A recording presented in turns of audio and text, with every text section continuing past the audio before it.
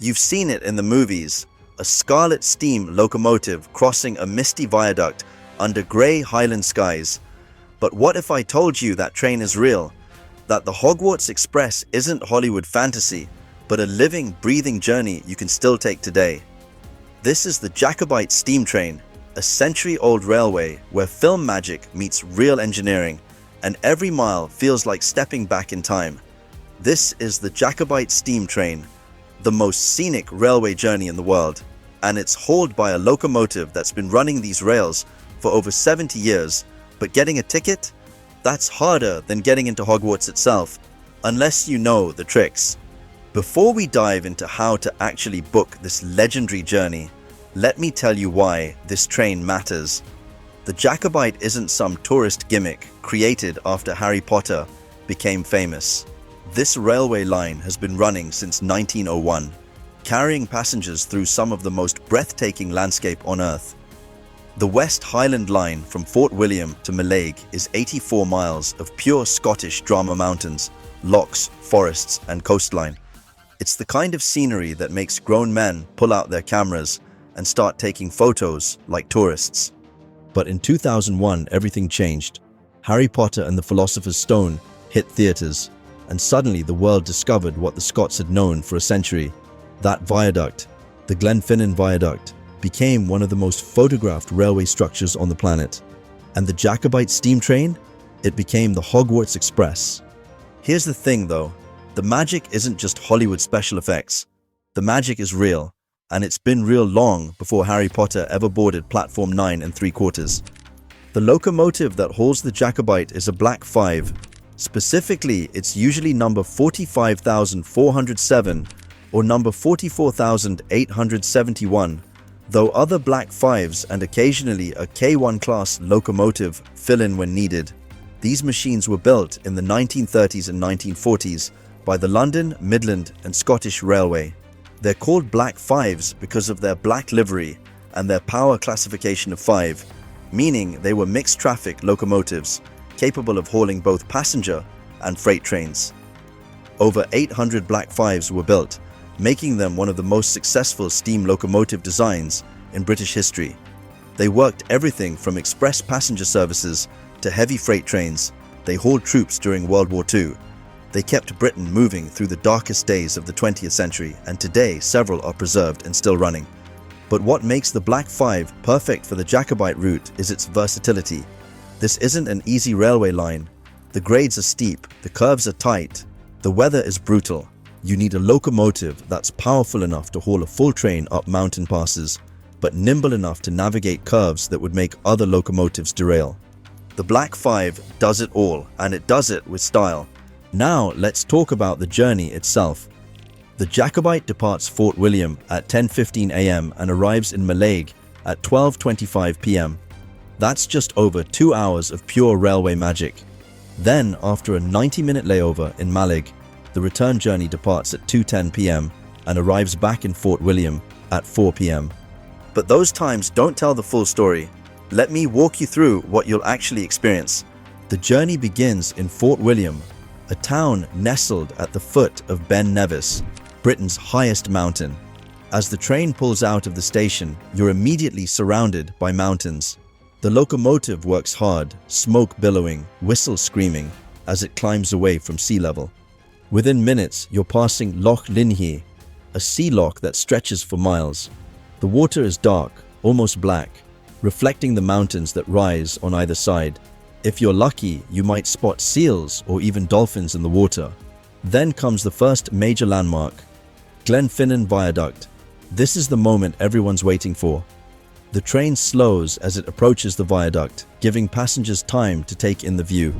The viaduct is 1,000 feet long and 100 feet high, with 21 arches spanning the valley. It was built in 1898 using concrete, which was revolutionary technology at the time. The engineer, Robert McAlpine, earned the nickname Concrete Bob for his innovative use of the material.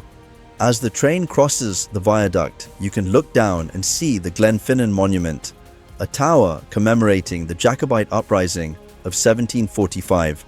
This is where Bonnie, Prince Charlie, raised his standard and began his doomed attempt to reclaim the British throne. The history here runs deep, but let's be honest, most people aren't thinking about 18th century rebellions. They're thinking about Harry Potter, and that's okay, because the view from the train as it crosses that viaduct is absolutely magical, whether you're a Potter fan or not. After Glenfinnan, the train continues west, following the shore of Loch Alt. The landscape becomes wilder, more remote. You're entering the Scottish Highlands proper. Now mountains rise on all sides, their peaks often shrouded in mist. The train passes through tunnels carved through solid rock, emerges onto viaducts spanning deep gorges, and winds through forests of ancient Scots pine. Then comes Loch Nan Uam, the loch where Bonnie Prince Charlie fled Scotland after his defeat at Culloden. The train runs right along the shoreline here, so close to the water you feel like you could reach out and touch it. Finally, the train descends toward Mallaig, a small fishing village on the west coast.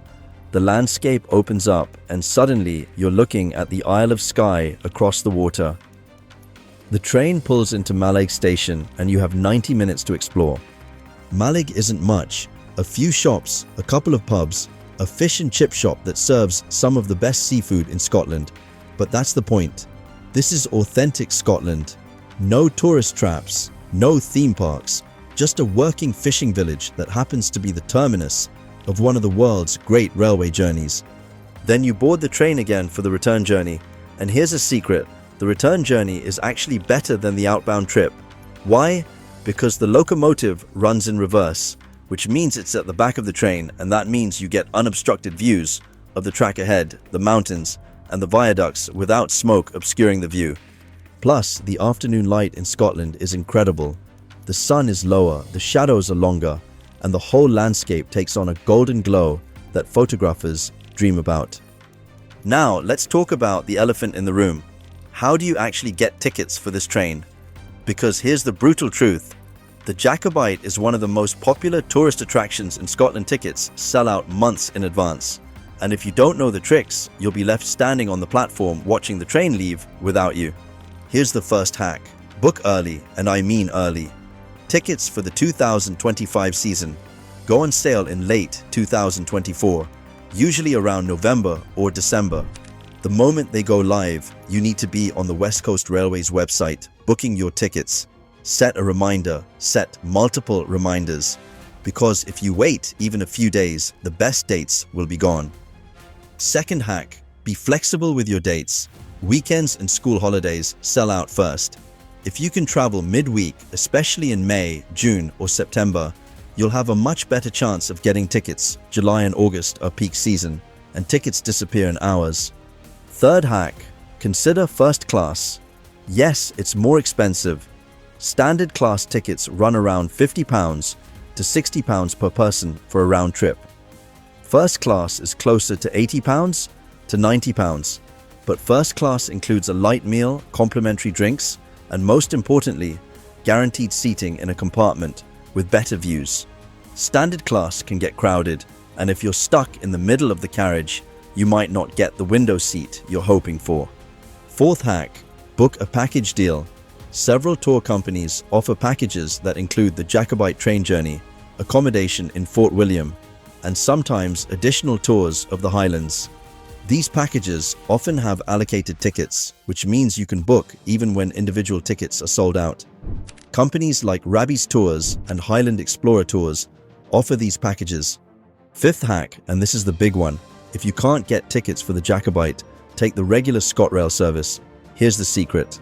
The regular passenger train from Fort William to Mallaig runs the exact same route, crosses the exact same viaduct, and offers the exact same views.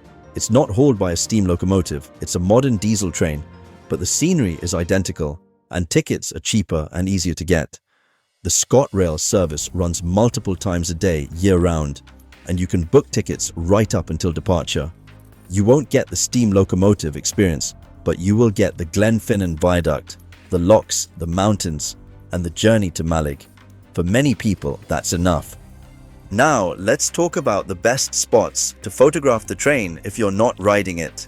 Because let's face it, some of the best views of the Jacobite are from outside the train, not inside it.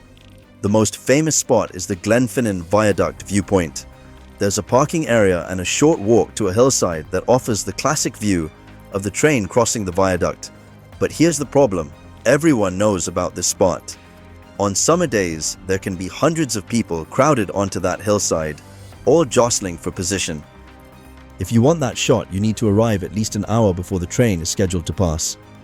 The morning train crosses the viaduct around 10:45 a.m. The afternoon return train crosses around 3 p.m. The afternoon train is actually better for photography because the sun is behind you, lighting up the train and the viaduct perfectly. But here's an insider tip. There's a second viewpoint that fewer people know about. If you walk further up the hill, past the main viewpoint, you can get a higher angle that shows the full curve of the viaduct and the loch beyond. It's a steeper climb, but the view is worth it. Another great spot is Loch Eilt. There's a small parking area along the A830 road where you can walk down to the loch shore. The train passes right along the water here, and if you time it right, you can get incredible reflection shots of the locomotive and its smoke mirrored in the still water. The key to photographing the Jacobite is timing. The train runs on a schedule and you can track its progress. Local photography groups often post updates on social media, letting people know when the train is approaching each landmark. If you're serious about getting the shot, join one of these groups before your trip. Now let's address the Harry Potter connection directly. Yes, the Jacobite was used in the Harry Potter films. Specifically, it appears in Harry Potter and the Chamber of Secrets, Harry Potter and the Prisoner of Azkaban, and several other films in the series. The Glenfinnan Viaduct is featured prominently, and it's become one of the most iconic images from the entire franchise. But here's what the films don't show you. The real magic of this journey isn't the viaduct, it's everything else. It's the way the light filters through the mist in the morning. It's the sound of the locomotive working hard up a steep grade, the exhaust echoing off the mountains. It's the smell of coal smoke and steam. It's the feeling of being transported back to an era when travel was an adventure, not just a way to get from point A to point B. The Harry Potter connection brought millions of people to this railway, but the railway itself has been magical long before Hogwarts ever existed. So here's what you need to know for 2025. The Jacobite season typically runs from late March or early April through late October. The exact dates vary year to year, so check the West Coast Railway's website for the 2025 schedule. The train runs Monday through Friday during most of the season, with additional weekend services during peak summer months. Tickets go on sale several months in advance. Sign up for the West Coast Railway's email list so you get notified the moment tickets are available. Book early, be flexible with dates, and consider first class if you want guaranteed good seats. If you can't get Jacobite tickets, don't despair. The ScotRail service offers the same journey, and you can also drive the route yourself, stopping at viewpoints along the way. And if you're a photographer, plan your shots in advance. Know when the train will pass each landmark, arrive early, and be prepared for Scottish weather. That means rain gear, even in summer.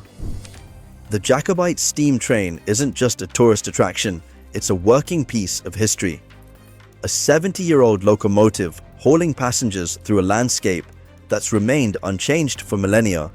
It's a reminder that sometimes the journey really is more important than the destination. So here's my question for you.